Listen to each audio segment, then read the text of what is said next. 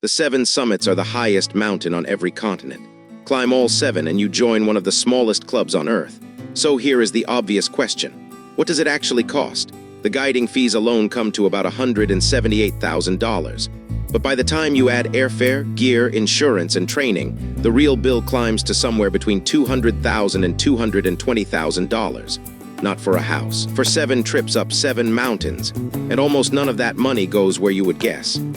First, a quick catch, because there are actually 2 versions of this list. They agree on 6 mountains and argue about the 7th, the highest point in Oceania. One list uses Mount Kosciuszko in Australia, which is basically a walk up a hill you could do in an afternoon. The other uses Karstens Pyramid in Indonesia, a real technical climb in the jungle that costs about $25,000 on its own.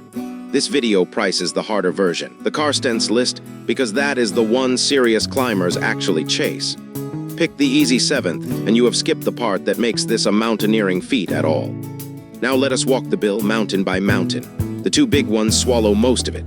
Everest, the highest of all, runs about $70,000 with a guide. Vinson, the highest in Antarctica, runs about $52,000 because the only way in is a private plane onto the ice. Those 2 alone are roughly 2/3 of the entire trip, and Everest by itself is more than 1/3 of it. After that, the prices fall fast.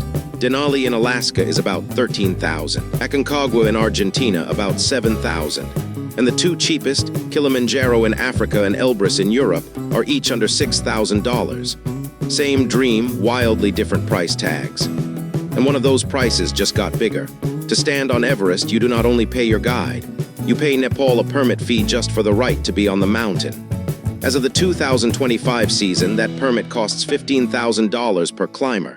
It used to be $11,000. The jump to 15, which took effect on the 1st of September 2025, was the first increase in a decade. That fee is already folded inside the Everest number you just heard. But it tells you something. Even the government with the world's tallest mountain has noticed how much people will pay to climb it. So add the 7 mountains up. Everest, Vinson, Karstens, Denali, Aconcagua, Kilimanjaro, Elbrus. Run the calculator down the column and the guiding fees come to about $178,000. And notice that word "about." Every one of those 7 prices was an estimate, so the only honest total is a round one, not a fake exact figure. That is where the number from the hook comes from. 2 mountains, Everest and Vinson, account for about $122,000 of it. The other 5, all 5 continents worth of climbing, share the rest. The 7 summits are not 7 equal trips. They are 2 very expensive ones with 5 smaller ones riding along. But here is the part the brochure quote leaves out. That $178,000 is the guiding fee. It is what the operator charges to take you up. It is not what you spend. You still have to fly to Nepal, to Antarctica, to Indonesia, and back again and again. That airfare alone can run $10,000 to $20,000. Then the gear. The down suits, the boots, the tents, the oxygen kit, roughly another $17,000. Then mountaineering insurance with helicopter rescue, a few thousand more. Add it up and you are looking at $30,000 to $40,000 on top before you have spent a single night training. The quote was never the price, it was the floor.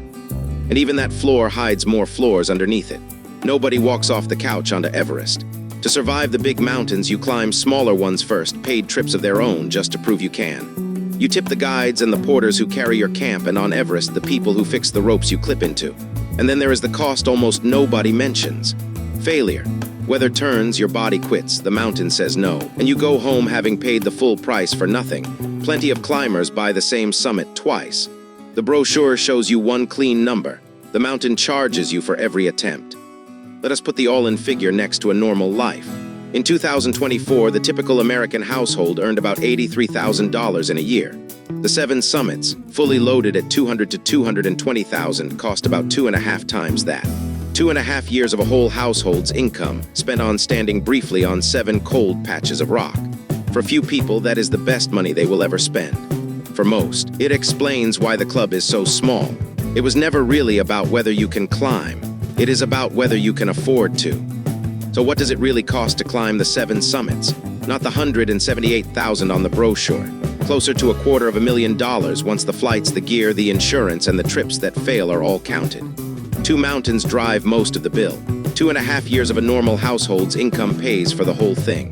And the brochure number, the one they quote you first, is only ever the beginning. So is it worth it? As a receipt, no. Nobody needs to stand on 7 cold summits.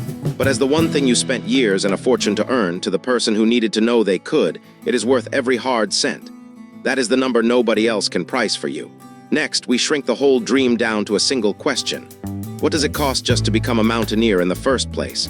The gear, the training peaks, and the quiet years before anyone reaches Everest. Every figure you just saw is traced to a named source, listed in full in the description below.